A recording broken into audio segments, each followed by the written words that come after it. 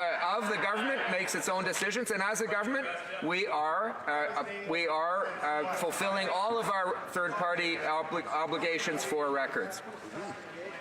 L'honorable Allard, l'honorable député de Richmond-Athabasca. Monsieur le Président, après que le premier ministre était reconnu coupable d'avoir enfreint 4 articles de la loi sur l'éthique et les conflits d'intérêts, après que ce premier ministre et ses proches collaborateurs aient fait de l'ingérence dans notre système de justice dans le dossier d'SNC-Lavalin, on arrive maintenant au procès du vice-amiral Norman sur une autre histoire d'ingérence du bureau du premier ministre.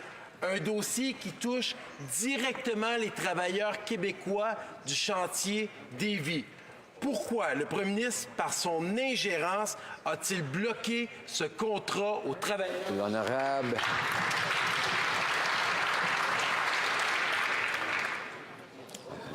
ministre des Services publics.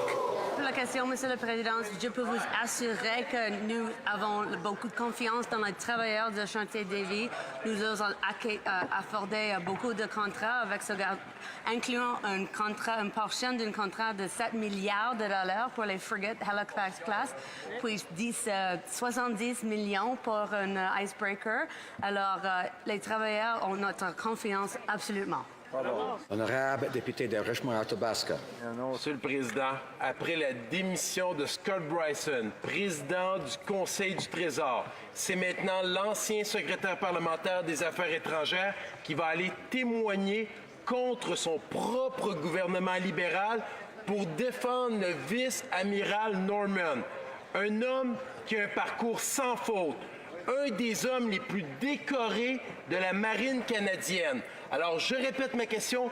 Pourquoi le premier ministre, par son ingérence, tente-t-il de bloquer ce procès et le contrat qui devrait être donné aux travailleurs de la Davie? L'honorable ministre de la Justice. Monsieur le Président, la poursuite en question est menée par le Service des poursuites pénales du Canada, qui est indépendant du ministère de la Justice et mon cabinet, effectivement, de notre gouvernement.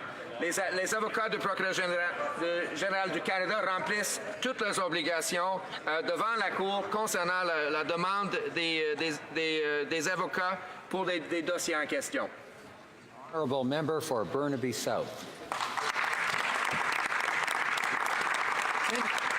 Mr. Speaker, 10 years ago, Canada joined G20 countries and promised to fight climate change by eliminating fossil fuel subsidies. Conservatives signed on, but predictably failed to act. The Prime Minister promised Canadians that he would do better. But instead, Liberals have dithered over semantics, delayed action, and continue to give billions in dollars in subsidies to fossil fuel corporations. When will Liberals finally stop handing out billions in fossil fuel subsidies and instead invest that money into helping Canadians build a new, clean economy? The Honourable Minister of Fisheries and Oceans. Thank you, Mr. Speaker. By taking action to fight climate change, we certainly will protect the health of our economy and create good jobs for the future. We stand by our commitment with our international partners to phase out inefficient, non-tax fossil fuel subsidies by 2025.